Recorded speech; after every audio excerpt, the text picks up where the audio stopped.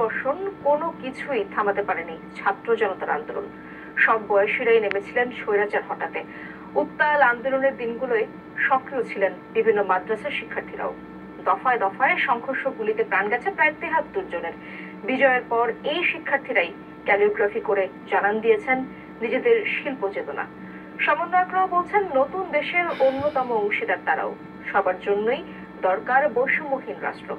আরো জানাচ্ছেন তাজুল ইসলাম, ছবি তুলেছেন নিজামুদ্দিন ও নাহিদ হোসেন।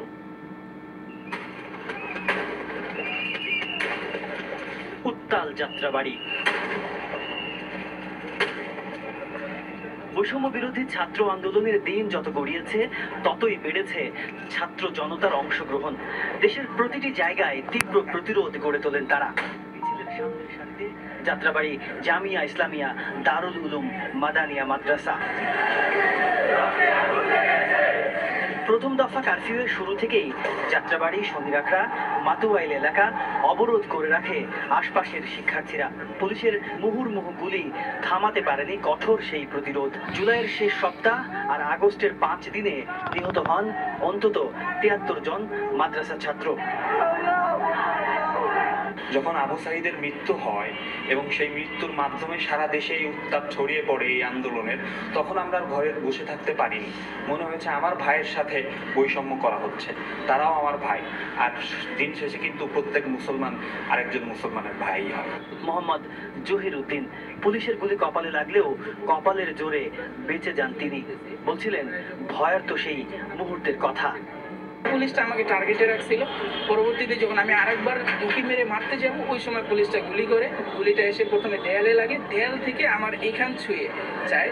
মোটামুটি ভালোই ক্ষত হয়েছিল, আমি পড়ে যাই। একটা মহিলা দেখে খুব জোরে একটা চিৎকার মারে, চারদিকে মানুষ জমা হয়ে যায়। শিক্ষার্থীরা বলেন সরকারি চাকরিতে কোটা বিষয়টি তাদের জন্য খুব প্রাসঙ্গিক না হলেও আন্দোলন ছিল বৈষম্যের বিরুদ্ধে।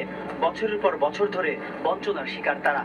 ছাত্র সমাজ ছিল, সবাইকে নিয়ে যখন সামনে আলটিমেটাম দিয়ে সামনে আগাচ্ছিল, তখনই পুলিশ পিছু হটতে বাধ্য হয়েছে। আর সবচেয়ে বেশি কাজলা পয়েন্টের, যাত্রাবাড়ি পয়েন্টের সবচেয়ে মূল এই আমাদের মাদ্রাসাগুলি ছিল। তাদের সিলেবাস আমাদের সিলেবাস কিন্তু একরকম না, যে কারণে একই রকম আন্দোলনে আমাদের সঙ্গে সম্ভব ছিল না, যে কারণে তখন থেকে আমাদের প্রতিবাদ ছিল।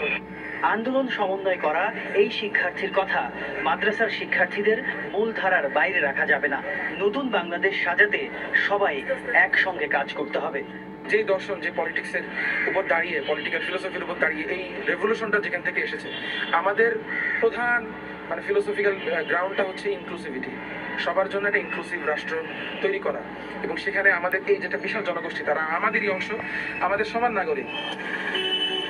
5 আগস্ট শেখ হাসিনা দেশ ছেড়ে পালানোর পর সবার সাথে বিজয়ের আনন্দে মেতে ওঠেন মাদ্রাসার ছাত্ররা। দেয়ালে দেয়ালে আঁকা হয় আরবি হরফে লেখা নানা ক্যালিগ্রাফি। বলেন রং তুলিতে শান্তি এঁকে যাওয়ার কাজ চলবে। তাজনুর ইসলাম, যমুনা নিউজ।